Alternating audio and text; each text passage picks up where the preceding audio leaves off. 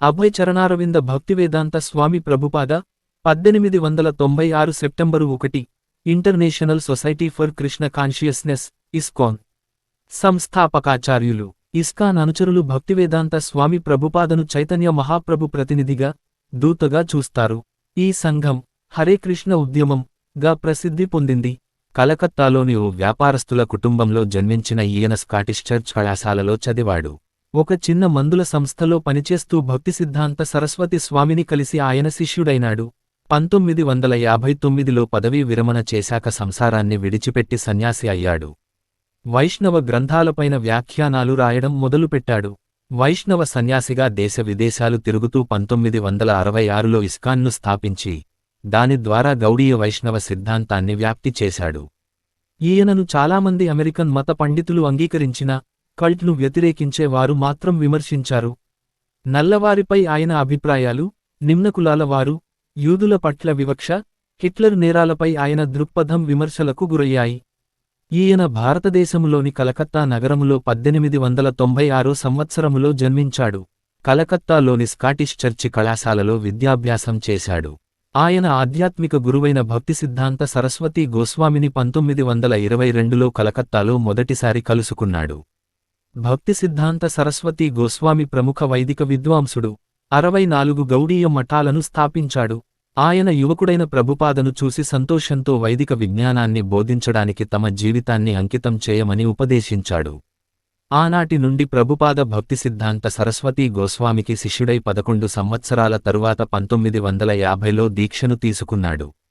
సన్యాసం మొదటి సమావేశములోనే భక్తిసిద్ధాంత సరస్వతి ఠాకూరు ఆంగ్ల భాష ద్వారా వైదిక విజ్ఞానాన్ని ప్రచారము చేయమని ప్రభుపాదులను కోరాడు. తరువాతి సంవత్సరాలలో ఆయన భగవద్గీతకు భాష్యం వ్రాసి గౌడీయమఠ కార్యక్రమాలకు తోడ్పడ్డారు. 1944లో బ్యాక్ టు గాడ్హెడ్ భగవద్దర్శనం అనే ఆంగ్ల పక్ష పత్రికను స్థాపించాడు. అది ఇప్పుడు పాశ్చాత్య దేశాలలో వారి శిష్యుల చేత 30 కంటే ఎక్కువ భాషలలో కొనసాగిస్తున్నారు.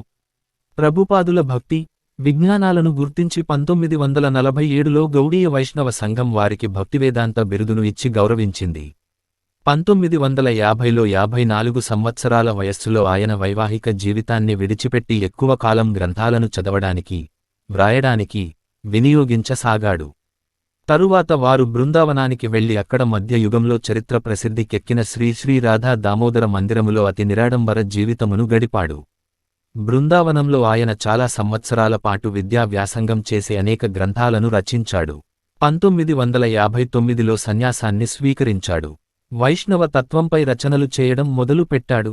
తమ జీవిత ముఖ్యరచన అయిన శ్రీమద్భాగవతములోని 18,000 శ్లోకాలను అనువాదము వ్యాఖ్యానాలతో కూడిన అనేక సంపుటాలుగా రచనను ప్రారంభించాడు.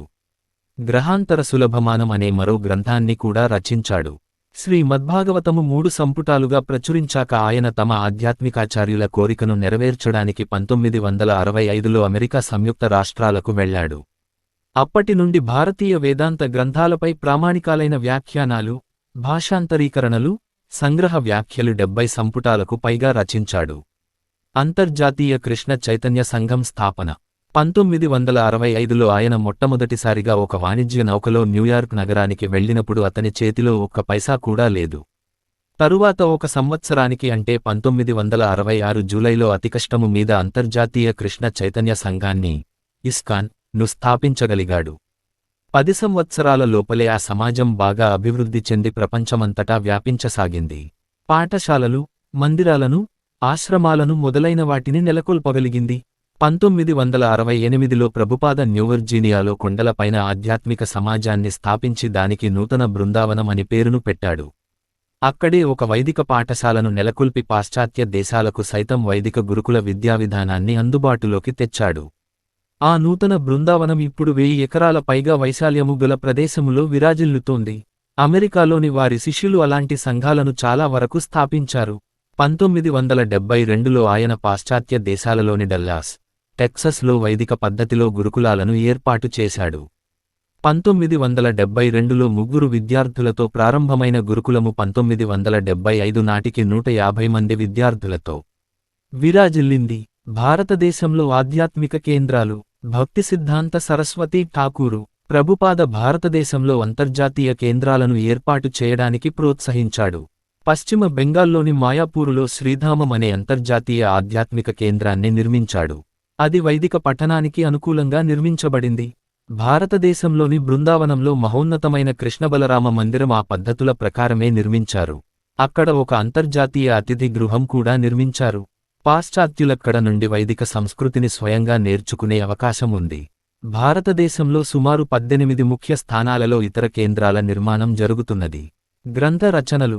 బృందావనంలో అతను సమాధి. ప్రభుపాద చేసిన ముఖ్యమైన సేవ గ్రంథరచన. దాని ద్వారా ఆయన ప్రసిద్ధి పొందాడు. వారి గ్రంథాలు ప్రామాణికత్వానికి, జ్ఞాన గాంభీర్యానికి, వైదుష్యానికి పెట్టింది పేరు. అవి విద్వాంసుల చేత ఎంతగానో గౌరవింపబడ్డాయి. అనేక కళాశాలల్లో ప్రామాణిక పాఠ్య గ్రంథాలుగా నిర్ణయించబడ్డాయి. వారి రచనలు 80కి పైగా భాషలలోకి అనువదించబడ్డాయి. ఆయన గ్రంథాలను ముద్రించి, ప్రకటించడం కోసం 1972 మేలో భక్తివేదాంత బుక్ ట్రస్టు అనే సంస్థను స్థాపించారు. అది ఇప్పుడు భారతీయ వైదిక తత్వ విషయాలపై గ్రంథాలను ప్రచురించే ప్రపంచ ప్రముఖ సంస్థగా రూపొందింది. పర్యటనలు. వార్ధక్యం సమీపించిన అతను సుమారు 12 సంవత్సరాలలో ప్రపంచమంతటా 14 సార్లు ఉపన్యాసయాత్ర సాగిస్తూ 6 ఖండాలలో పర్యటించాడు. అంతటి నిర్విరామ కార్యక్రమాలలో నిమగ్నమై ఉన్నప్పటికీ వారు తమ గ్రంథ రచనలు కొనసాగిస్తూనే ఉండేవాడు. వారి గ్రంథాలన్నింటినీ కలిపితే ఒక ప్రఖ్యాత వైదిక వేదాంత సాహిత్య సంస్కృతి గ్రంథాలయము అవుతుంది. ఆయన నవంబరు 14, 1977న ఉత్తరప్రదేశ్లోని బృందావనంలో మరణించాడు. ప్రపంచమంతటా 100కి పైగా ఆశ్రమాలు, మందిరాలను, సంస్థలను స్థాపించి కృష్ణ చైతన్య సంఘాన్ని అంతర్జాతీయ సంస్థగా, ఇస్కాన్, తీర్చిదిద్దాడు.